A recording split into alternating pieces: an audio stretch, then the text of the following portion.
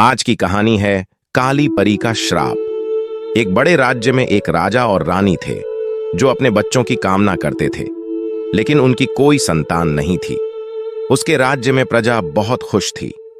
राजा अपनी प्रजा का ध्यान अच्छी तरह रखता था, इसीलिए सभी लोग राजा और रानी को दुआएं देते थे। सब कुछ होने के बाद भी उन दोनों को बस एक ही बात का दुख था कि उनकी कोई संतान नहीं थी। रानी सूरज की पूजा करती थी। उसे पूरा विश्वास था कि सूरज देवता की कृपा से उसे जरूर संतान की प्राप्ति होगी। एक दिन राजा और रानी बगीचे में घूम रहे थे। बगीचे में एक तालाब था।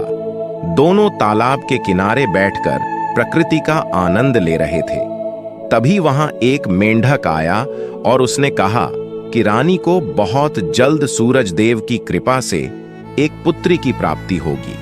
मेंढक ने जो कहा था वो सच हुआ और उसी साल रानी को सूरज देवता की कृपा से खूबसूरत बेटी हुई।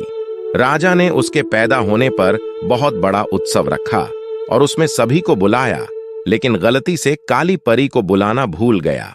जब सभी राजकुमार को आशीर्वाद दे रहे थे, तभी काली परी आ गई और उसने गुस्से में राजा को श्राप दिया कि जब तुम्हारी बेटी 15 वर्ष की हो जाएगी, तब एक चरखे की कील चुभने से इसकी मौत हो जाएगी। इतना बोलकर वह गायब हो गई। राजा और रानी दोनों बहुत दुखी हुए। उनको दुखी देखकर सफेद परी ने उसका सांत्वना देते हुए कहा कि चिंता मत करो, मैं इस श्राप को रोक तो नहीं सकती, लेकिन इसे कम कर सकती हूं। सफेद परी ने कहा कि कील चुभने से यह 100 साल के लिए सो जाएगी, साथ ही पूरी प्रजा और आप सभी भी सो जाओगे। लेकिन जब कोई सुंदर राजकुमार इसे चूमेगा तो इसके साथ साथ आप सभी भी जाग जाएंगे। इतना बोलकर परी गायब हो गई। समय बीतता गया और राजकुमारी 15 साल की हो गई। एक दिन उसे एक चरखे की कील चुभी, जिससे उसकी मौत का भयानक संकेत हो गया। क्या होगा अब? सेवकों ने उसे बहुत ढूंढा और वो तहखाने में सोती हुई मिली। उन्होंने उसे जैसे ही उसे बिस्तर पर लेटाया, एक एक करके सभी सोने लगे। कई वर्ष बीत गए। महल के चारों ओर जंगल और कंटीली झाड़ियां उग गईं। महल तक पहुंचने का रास्ता बहुत कठिन हो गया था। उस महल तक पहुंचने की कई राजकुमारों ने कोशिश की, लेकिन कोई भी वापस नहीं आया। काली परी के श्राप के कारण सभी नींद में सो जाते थे।